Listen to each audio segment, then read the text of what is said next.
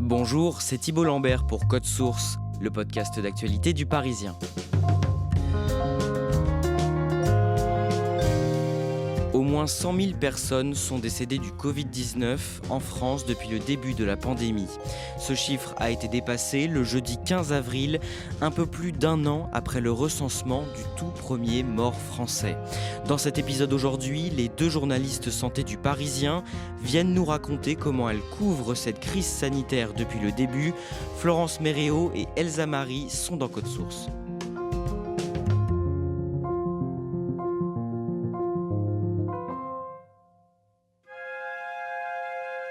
Florence Méréau, Elsa Marie, vous couvrez l'actualité santé au sens large pour le Parisien. Habituellement, vous écrivez des papiers sur toutes les maladies.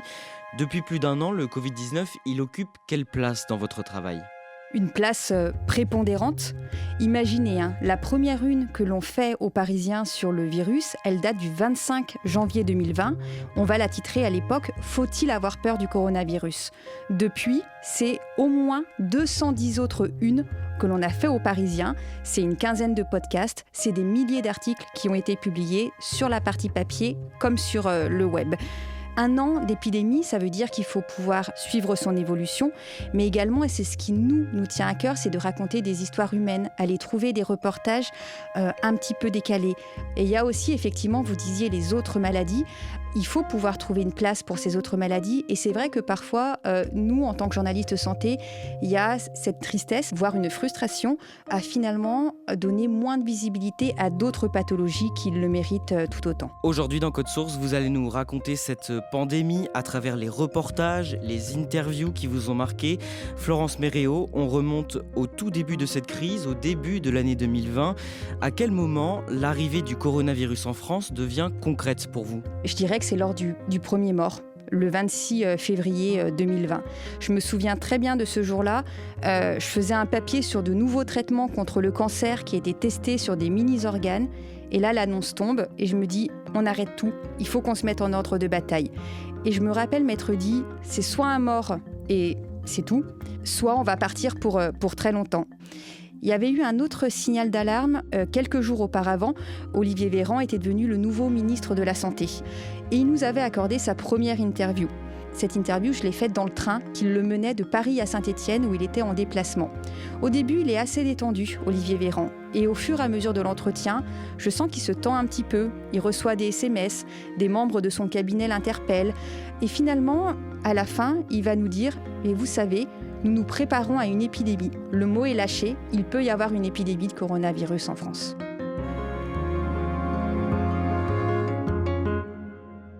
Dès lundi et jusqu'à nouvel ordre, les crèches, les écoles, les collèges, les lycées et les universités seront fermés. Elsa Marie, le jeudi 12 mars, le président Emmanuel Macron annonce la fermeture des écoles pour contenir l'épidémie dans une allocution télévisée. Quelques heures plus tôt, dans la journée, vous échangez avec des médecins et ils sont très inquiets. Oui, jusque-là, les discours étaient plutôt mesurés et c'est la première fois qu'on a des témoignages qui sont vraiment alertants. Le premier, c'est celui de Gilles Pialou, qui est infectiologue à Thonon et qui nous dit, voilà, on s'est trompé. Il faut arrêter de comparer le coronavirus à une grippe. C'est plus grave, le virus est plus contagieux, il est plus mortel. Et on voit déjà le profil des patients changer, puisqu'à l'hôpital, il y a des malades de 30-40 ans. Il dit, voilà, je ne veux pas affoler, mais je pense qu'à un moment, il faut mettre aussi les gens face à la réalité. Et la réalité, c'est qu'ils s'attendent au pire. Il y a un deuxième témoignage qui va dans ce sens, c'est celui de son confrère Éric Côme à la Salpêtrière qui dit voilà, on est au pied du mur, il faut confiner. Et encore un troisième, celui d'une infirmière qui dit que voilà, je vous préviens, on s'attend à des milliers de morts. Qu'est-ce que vous décidez de faire à ce moment-là ? J'en parle tout de suite à mes chefs de service parce que c'est vrai que ça pose la question de la responsabilité. On est là pour informer et on n'est pas là non plus pour affoler. On sent qu'il y a un moment de bascule et donc on décide de publier cet article. C'est bien plus grave que prévu. 4 jours plus tard, le 16 mars, à la veille de l'entrée en vigueur d'un confinement strict sur tout le territoire, Florence Méréau, vous avez au téléphone Jean Rotner, le président de la région Grand Est, la plus touchée par l'épidémie à ce moment-là, ainsi que quelques soignants. Qu'est-ce que tous ces gens vous disent ? Je me souviens de ce jour, on était justement avec Elsa. Et on a eu beaucoup de médecins, d'infirmières, partout dans le Grand Est où l'épidémie flambait. Tous nous disent qu'ils ont une nécessité à faire passer un message. Attention, ce qui se passe chez nous peut arriver partout en France. Et effectivement, on a Jean Rottner. Alors Jean Rottner, c'est un homme politique d'opposition qui préside une grande région, la région Grand Est, mais c'est aussi un médecin urgentiste. Et Jean Rottner va nous dire « Je vous en supplie, faites le relais du message. Je ne sais pas si vous mesurez ce que l'on vit. » Les hôpitaux débordent, il faut transférer des patients, les soignants sont déjà épuisés. Une infirmière que l'on va avoir à Mulhouse va même nous dire que oui, il lui est arrivé de devoir trier des patients faute de place.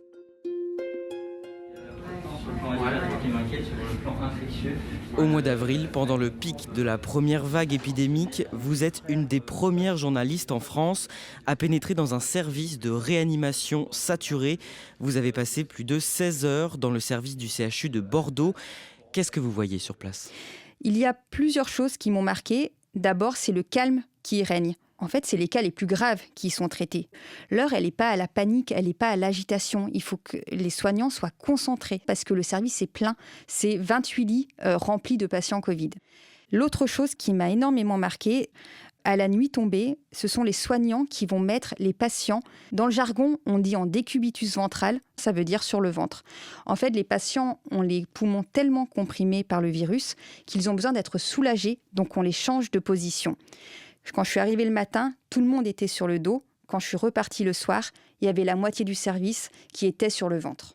Et vous vous rendez compte que le personnel médical doit appliquer des gestes extrêmement techniques. Oui, par exemple, j'assiste à l'intubation d'un patient. Donc, c'est-à-dire qu'on va mettre un tuyau dans sa gorge pour l'aider à respirer, puisque ses poumons n'en sont plus capables.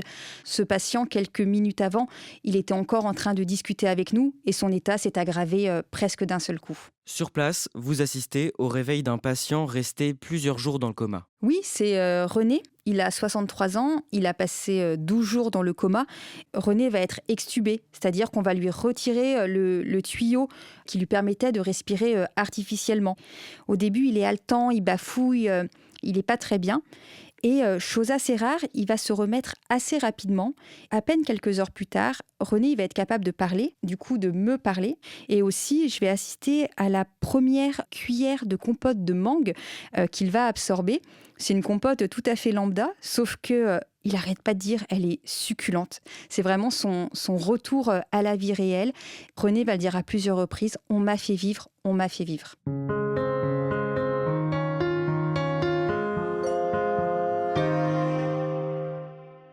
Il y a un autre reportage qui vous a particulièrement marqué, Florence Méréo, pendant cette première vague.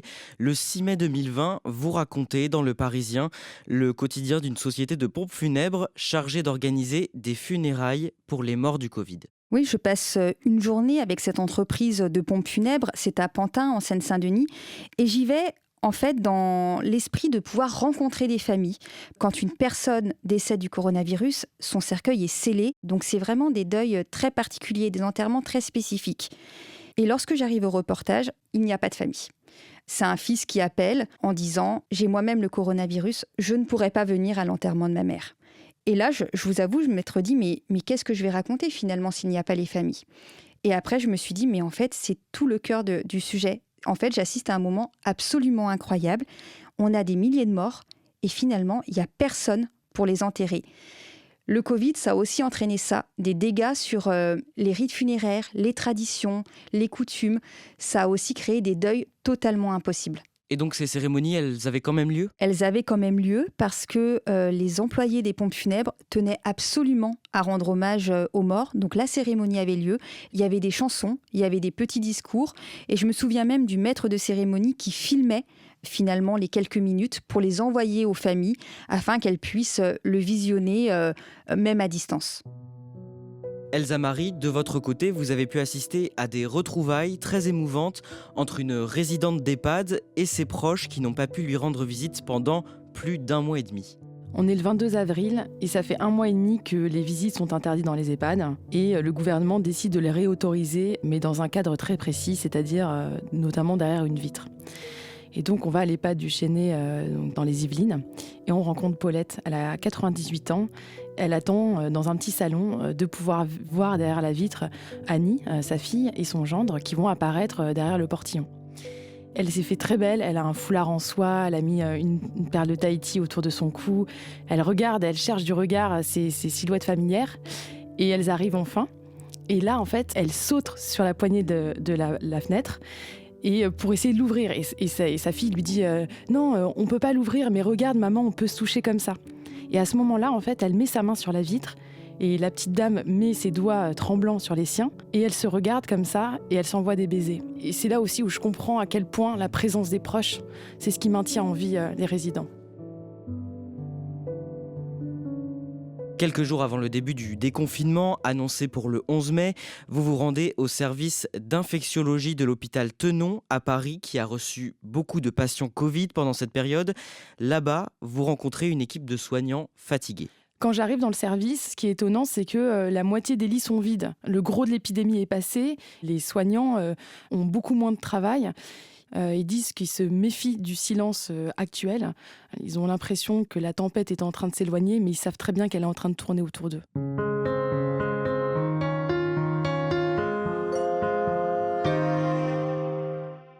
Elsa Marie, on va faire un saut dans le temps. Après l'été, début octobre, alors que les courbes des contaminations et de la mortalité repartent à la hausse et inquiètent sérieusement les autorités, vous publiez le témoignage de Margot, une infirmière de 33 ans en réanimation qui a rendu sa blouse.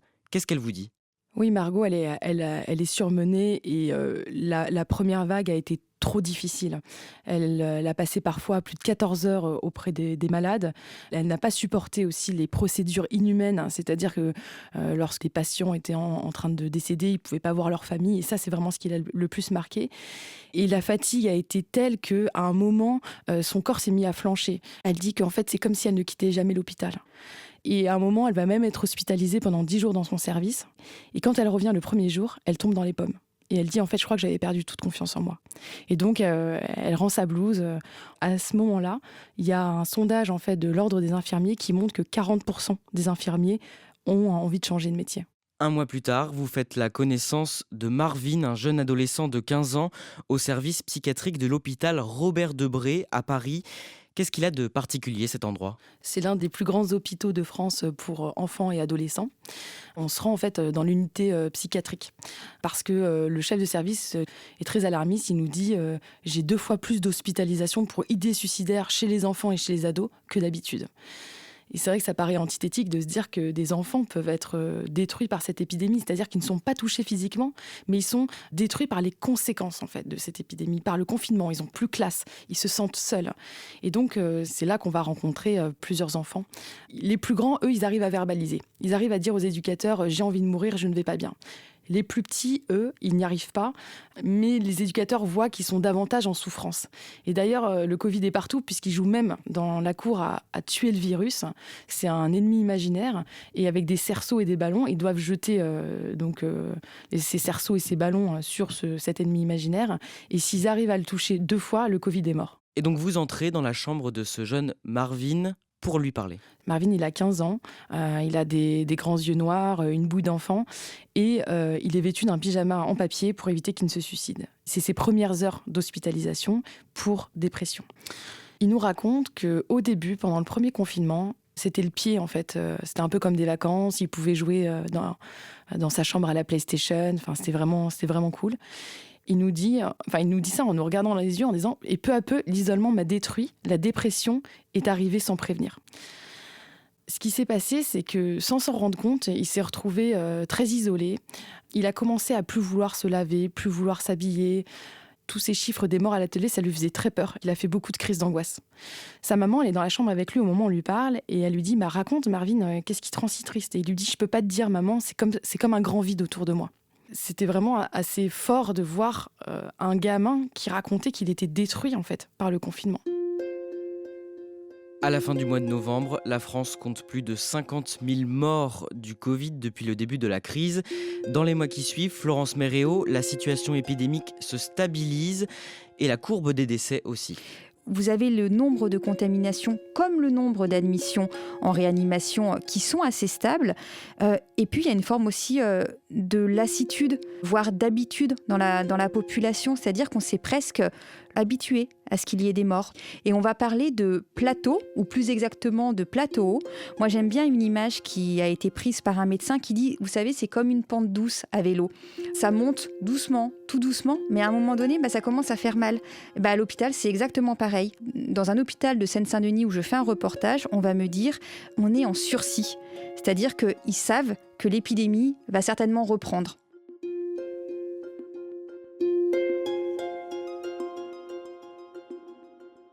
Elsa Marie, à la mi-mars 2021, pour Le Parisien, vous interviewez par téléphone Nathalie, une femme de 48 ans, 1 an après la mort de son compagnon des suites du Covid-19. Ce qu'elle vous raconte est bouleversant. Oui, on fait un dossier sur la culpabilité due aux contaminations dans les familles et on lance un appel à témoignage et c'est Nathalie qui nous répond. Ça va durer pendant 1 heure, c'est extrêmement éprouvant. Durant toute la discussion, elle retient un sanglot mais qu'on sent prêt à exploser à chaque moment. Et elle s'accuse d'emblée du décès de son mari. En fait, il y a 1 an, on ne connaissait pas grand-chose sur le Covid. Elle est allée à un dîner avec des copines sans savoir qu'elles avaient été contaminées. Et elle est tombée malade. Et c'est son compagnon ensuite, Grégoire, qui est tombé malade. Sauf que lui, il a été très gravement atteint et il a été hospitalisé. Il y a une de ses amies qui l'appelle à l'hôpital. Elle lui dit, en fait, on était contaminés, on ne le savait pas. Et Nathalie, en fait, elle fait direct le lien et elle comprend que c'est elle qui a transmis le virus à son compagnon. Et le 29 mars, il décède. Et depuis ce moment, elle se l'est jamais pardonnée. Elle raconte qu'elle est allée plein de fois sur sa tombe, qu'elle lui a demandé pardon, qu'elle lui a dit que c'était pas sa place, qu'il avait rien fait. Et elle est rentrée dans un espèce de cycle de rumination, mais infernal. C'était vraiment un témoignage très douloureux parce que non seulement elle a la peine d'avoir perdu son compagnon, mais en plus, elle se dit que c'est à cause d'elle, en fait, qu'il est mort. Et c'est pas du tout un cas isolé puisque il y a 44% en fait des gens qui ont le virus qui savent par qui ils l'ont attrapé. Et dans ces 44%, il y a 1/3 qui l'ont attrapé dans leur famille et la plupart du temps, c'est par des conjoints.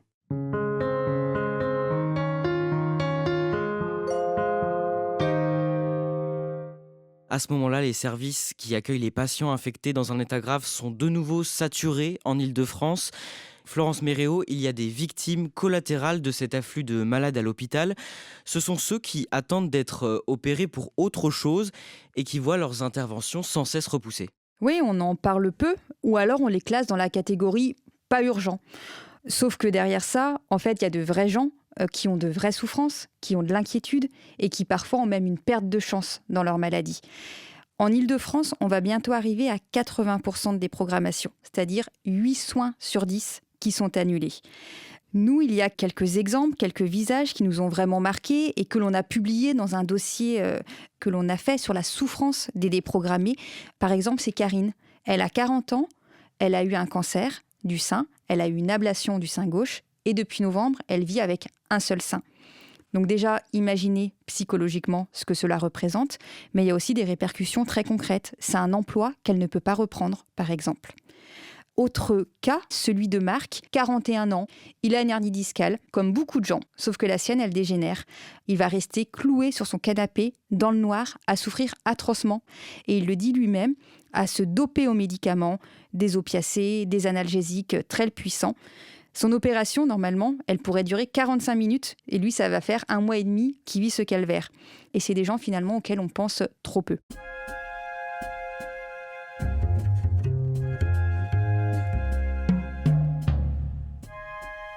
Nous n'oublierons aucun visage, aucun nom, a dit Emmanuel Macron ce jeudi alors que la France a dépassé le lourd bilan de 100 000 morts à l'hôpital et dans les EHPAD depuis le début de la pandémie de Covid-19. Florence Méréo, le 15 avril, la France franchit le seuil symbolique des 100 000 personnes décédées des suites du Covid depuis le début de l'épidémie. Derrière ce chiffre qui peut paraître abstrait, vous avez voulu raconter dans Le Parisien l'histoire d'un couple, Thérèse et Alexis. Derrière ces chiffres, il y a effectivement ces 2 visages. Thérèse, elle a 84 ans. Alexis, il en a 82. Et en fait, ils sont mariés depuis 58 ans. Le 1er avril 2020, alors qu'il y a peu de décès dans le département dans lequel ils résident, c'est-à-dire la Sarthe, eux vont avoir cette particularité de décéder à 1 heure d'intervalle dans des chambres côte à côte à l'hôpital. Si bien que leur fils, qui s'appelle aussi Alexis, va recevoir 2 coups de fil de l'hôpital. D'abord pour dire « votre maman est décédée », puis ensuite pour lui dire 1 heure plus tard « votre papa est décédé ». En 1 heure, il dit « j'ai perdu mes 2 parents ». Et on a voulu finalement rendre hommage à ce couple pour qu'on sache un petit peu qui ils étaient. Et nous, ce qu'on a vraiment voulu dire dans ce dossier, c'est que derrière les chiffres, il y a des visages, il y a des histoires, et derrière les morts, il y a encore des vivants et certains sont en souffrance. Elsa Marie, l'exécutif prévoit de rendre hommage prochainement à tous ces disparus. En tout cas, c'est ce que demandent beaucoup de familles de victimes que vous avez rencontrées. Certains n'attendent que ça, ils en ont besoin en fait pour pouvoir faire leur deuil. Par exemple, Sabrina Selami, qui a envoyé plusieurs lettres à Emmanuel Macron. Elle, au début de la première vague, elle a perdu son père et son frère du Covid à 24 jours d'intervalle. Son papa, elle a dû lui dire au revoir alors qu'il était encore vivant sur son lit de réanimation. Et son frère, en fait, elle lui a dit au revoir en ouvrant un sac poubelle et en identifiant son visage. Enfin, c'est des choses qui sont tellement violentes. Et donc, ils sont dans une espèce d'entre-deux, de deuil impossible. Et ils disent, aujourd'hui, on a besoin de communier ensemble. Et si ce n'est pas le cas, on ne pourra jamais faire notre deuil.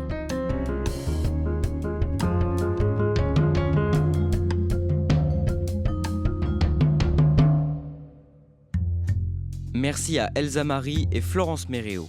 Cet épisode a été produit par Raphaël Pueyo, Marion Botorel et Raphaël Thomas, à la réalisation Julien Moncouquiol. Si vous aimez Code Source, abonnez-vous pour ne rater aucun épisode sur Apple Podcast ou Google Podcast. Et puis dites-le nous en laissant des petites étoiles ou un commentaire sur votre application préférée. Vous pouvez aussi nous écrire codesource@leparisien.fr.